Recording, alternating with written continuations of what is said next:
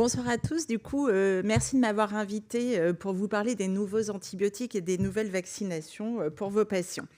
Alors, quelques nouveautés en termes d'antibiotiques. Alors, il y a 4 nouveaux antibiotiques actifs sur les grammes positifs, dont la prescription nécessite quand même un avis infectiologique. Alors, des avantages pour certaines avec une meilleure tolérance, comme le tédisolide par rapport au lénisolide.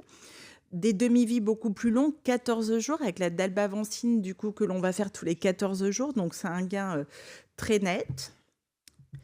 Il y a 4 nouvelles bêta-lactamines qui sont sorties, dont 3 avec des inhibiteurs de bêta-lactamase qui permettent d'être actifs sur des germes beaucoup plus résistants.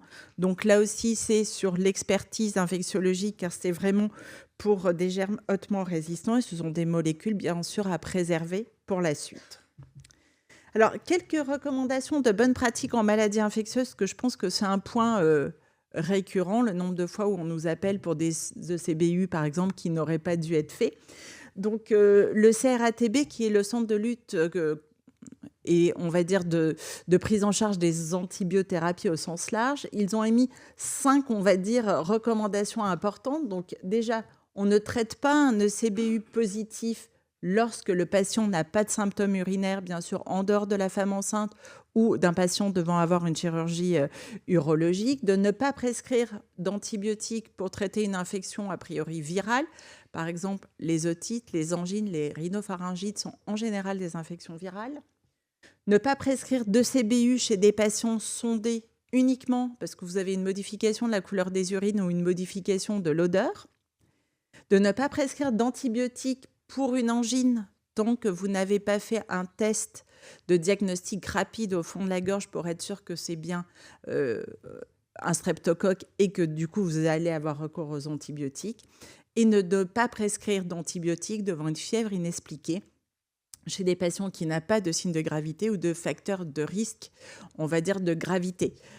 Chez le transplanté, on va aller plus rapidement à l'antibiothérapie, mais néanmoins, un transplanté qui va bien, qui fait de la fièvre, on va essayer de documenter avant de mettre des antibiotiques.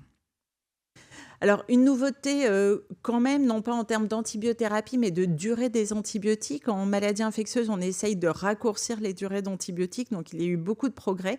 Puis cette année, des recommandations sur les pneumopathies. Donc là, on est sur la pneumopathie aiguë communautaire, c'est-à-dire soit en ambulatoire ou hospitalisée, mais en dehors des soins intensifs ou de la réanimation.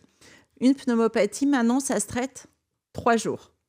Si au bout de 3 jours, le patient a des critères de stabilité, c'est-à-dire l'absence de fièvre, une systolique supérieure à 90, une fréquence cardiaque inférieure à 100, une fréquence respi inférieure à 24 et une saturation à 90%, on s'arrête, on fait 3 jours, sinon on va à 5 jours d'antibiotiques.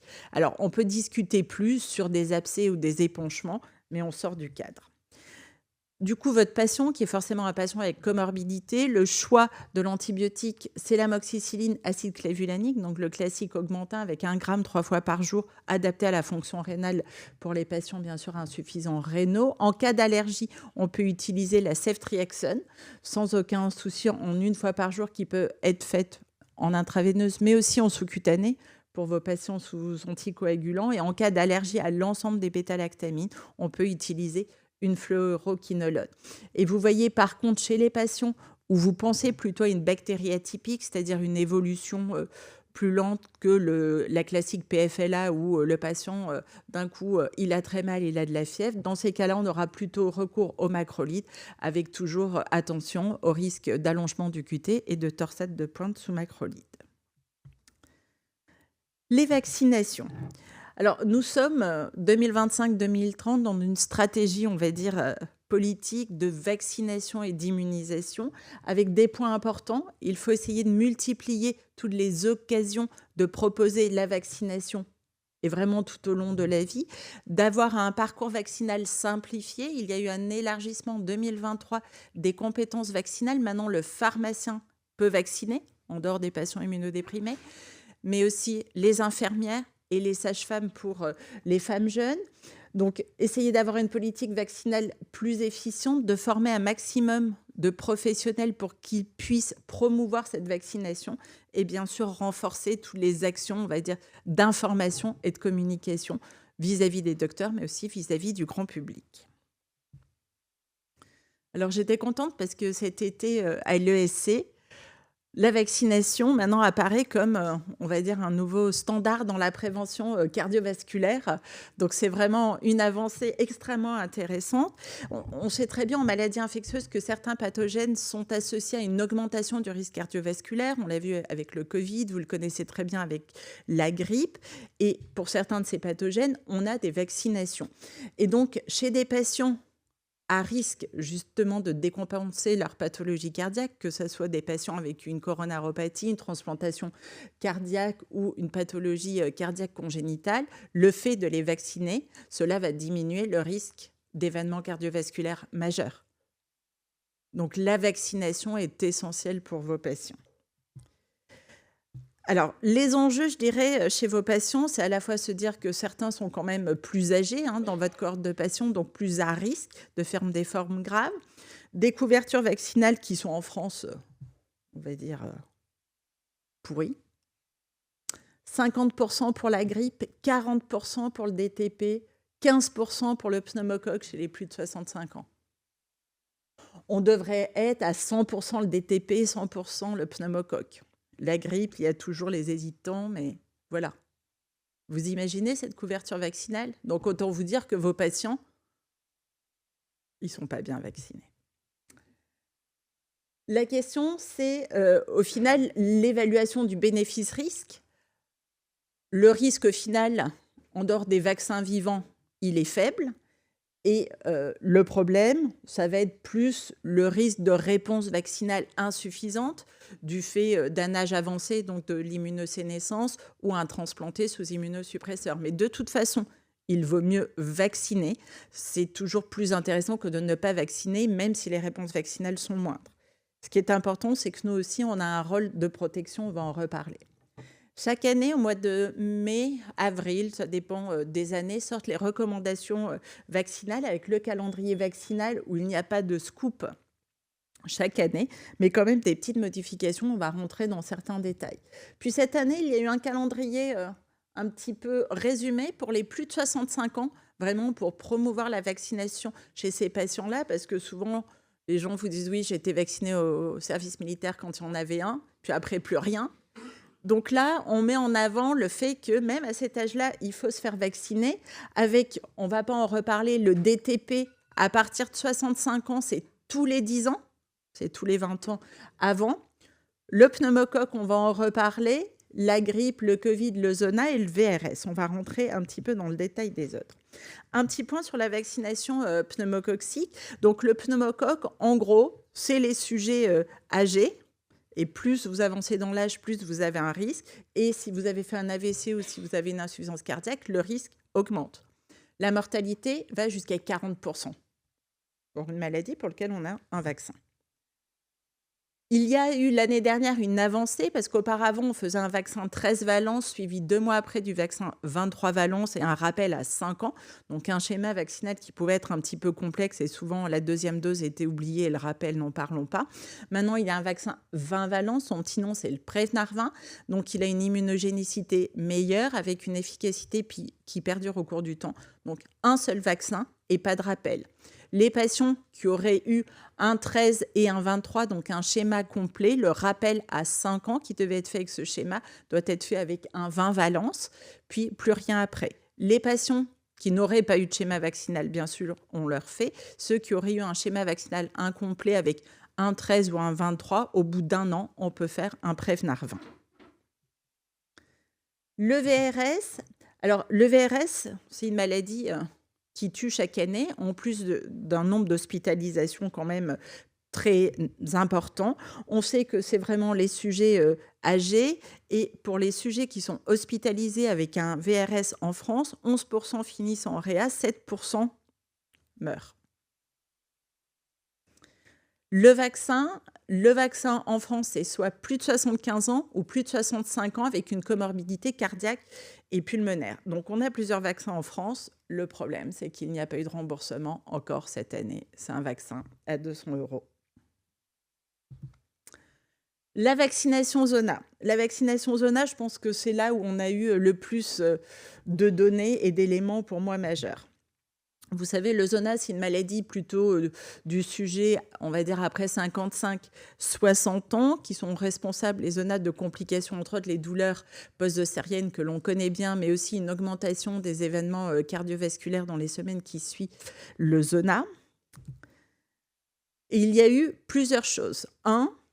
Des grandes études avec des milliers de personnes en Écosse, aux États-Unis, qui ont montré un bénéfice à la vaccination zona, avec une réduction d'en gros 20% de maladies d'Alzheimer ou de troubles cognitifs. Donc des données extrêmement intéressantes, les hypothèses se disant qu'il y a probablement, du fait de la vaccination, une moindre réactivation du VZV avec réduction de la neuroinflammation. Et vous savez que le VZV a un tropisme vasculaire, donc ça doit jouer aussi là-dessus. Et puis aussi, ça entraîne, le fait de vacciner, une stimulation immunitaire générale protectrice.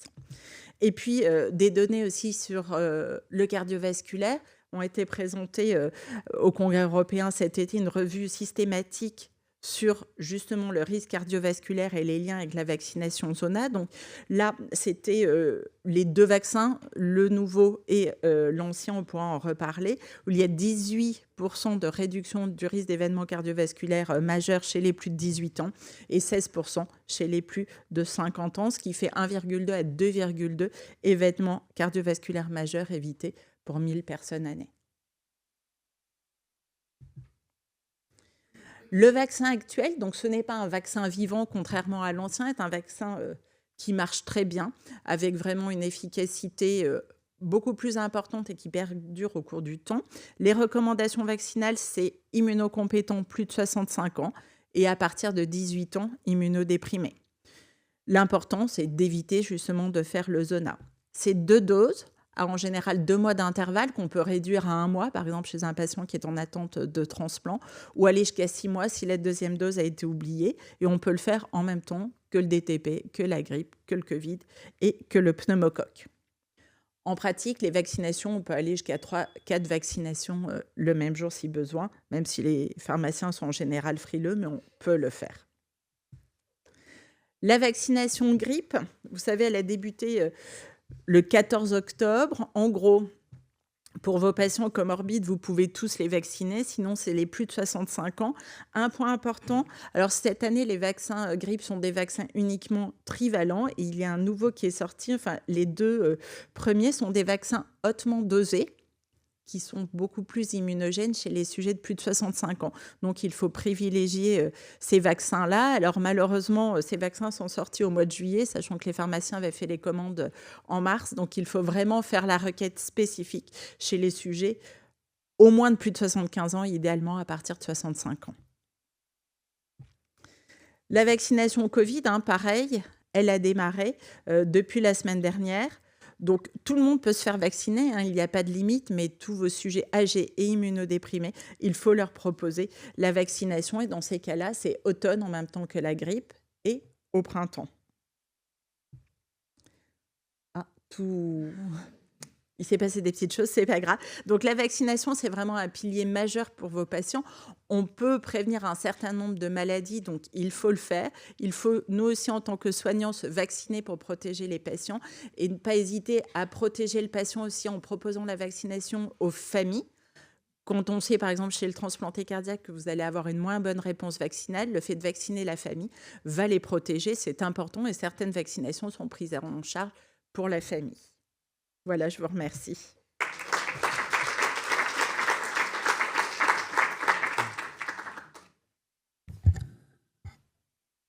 Bon, ben, ça fait du bien d'avoir tous ces rappels, les amis.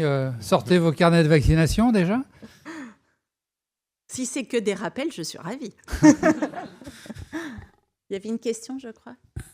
Oui, là-haut.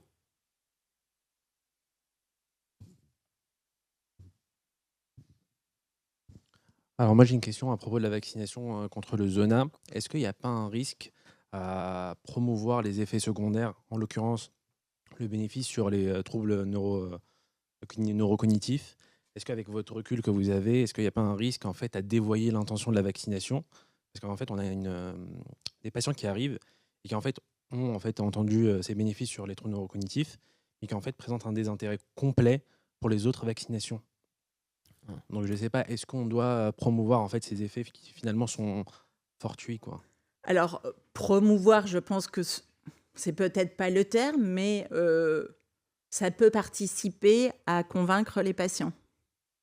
Et puis les patients qui sont réfractaires aux autres vaccinations, moi je travaille beaucoup avec les neurologues sur la CEP et la myasthénie, ou la CEP avec tout ce qui s'était passé avec l'hépatite B, les patients ne veulent pas la vaccination. Quand je leur explique la gravité de la maladie et comment ça peut se finir, en général, ils acceptent tout, hein. Donc après, tout est bon pour faire adhérer les patients.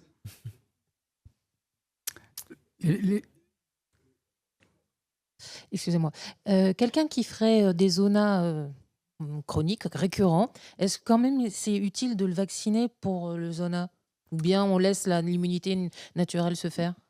Ah non, alors là, on n'est plus dans l'immunité naturelle. Les patients qui ont fait au moins un zona ou des zonas récidivants, il faut leur proposer cette vaccination qui peut être faite après la guérison du zona, surtout chez un patient qui a des zonas récidivants. Donc non, ça, il faut le proposer. C'est vraiment des très bons candidats à la vaccination. Et quel est le delta entre le zona et la vaccination? Faut attendre. C'est ce que je venais de vous dire, c'est qu'un patient qui a des zonas récidivants après la guérison, c'est-à-dire en gros au bout d'un mois, vous pouvez le vacciner. Ceux qui ont juste un antécédent de zona, par exemple 3 mois avant, on dit qu'on attend 1 an. Après, chez l'immunodéprimé, au bout de 3-6 mois, vous pouvez vacciner sans aucun souci. C'est pas un vaccin vivant en plus. Franck. Merci Valérie. J'ai une question un peu polémique. Vas-y. Il est vrai que tu penses que l'année prochaine, on aura l'obligation de se faire vacciner en tant que personnel médical et paramédical? Contre quoi? La grippe, pardon. La grippe. Comme ailleurs, hein. Oui, je pense que l'obligation vaccinale, déjà chez les enfants, ça a été compliqué. Je pense que les soignants, ça serait bien, mais j'y crois pas. Parce que là, on est en couverture à Saint-Antoine à moins de 10%. Je pensais à la même chose à la Pitié, hein. On était en gros à 15% l'année mieux. dernière, avec des décalages. Les médecins un peu plus vaccinés que les infirmières, qui étaient un peu plus que les aides-soignantes.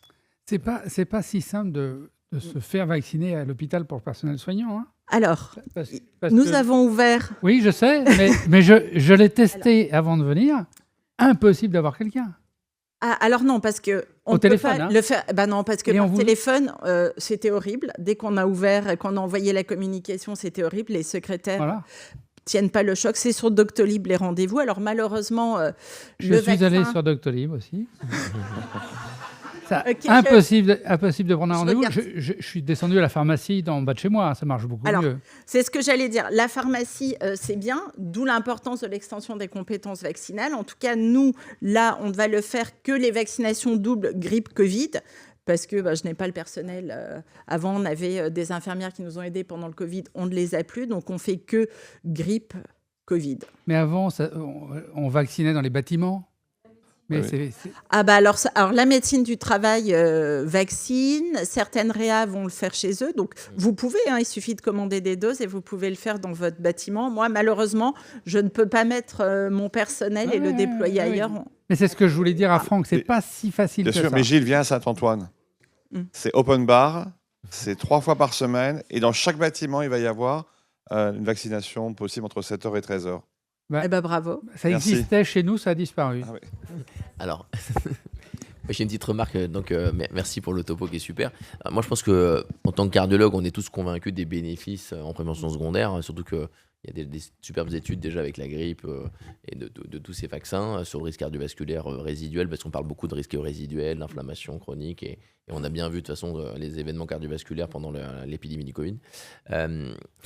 Est-ce qu'il faut qu'on adapte nos comptes rendus d'hospitalisation où on a plein, qui sont très longs, où il y a plein de suggestions à la fin qu'il faut tout respecter, les règles diététiques, pour rajouter le calendrier vaccinal? Sincèrement, je pense que ça serait super bien. Dans la stratégie de vaccination, Oui, après, je il dis faut pas que vraiment pas le... ça, mais on peut au moins Il faut le l'écrire promouvoir. Bah, dans oui. nos comptes rendus d'hospitalisation à la fin. Il y a écrit arrêt du tabac, activité physique. En plus, c'est assez simple. Le calendrier vaccinal est assez simple, hein, vraiment. Ouais. Je regarde les responsables du F, ils sont...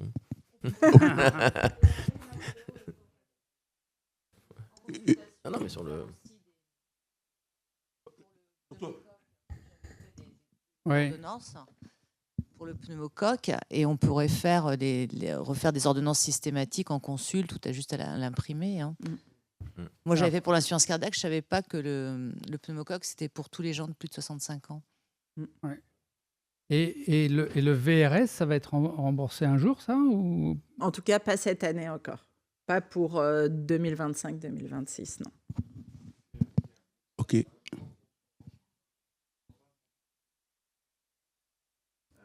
Bah oui, je sais. Alors, c'est remboursé chez la femme enceinte, enfin, voilà, avec le riche chez le nouveau-né, mais chez l'adulte, pas cette année encore. Oui, Paul. Je vais juste compléter les docteur Franck. C'est une toute petite question, docteur Valérie. Merci.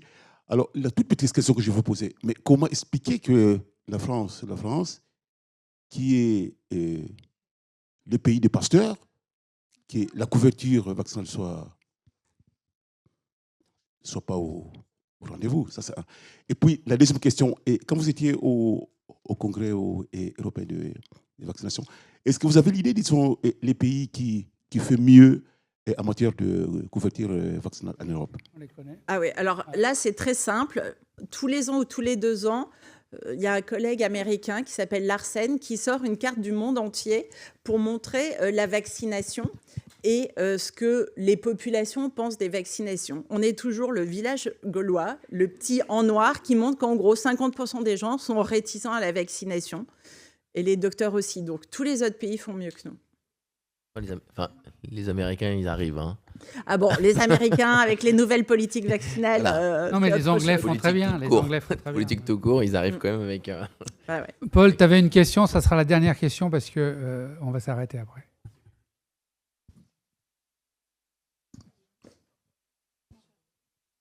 Micro. Bon, parle fort. Ouais.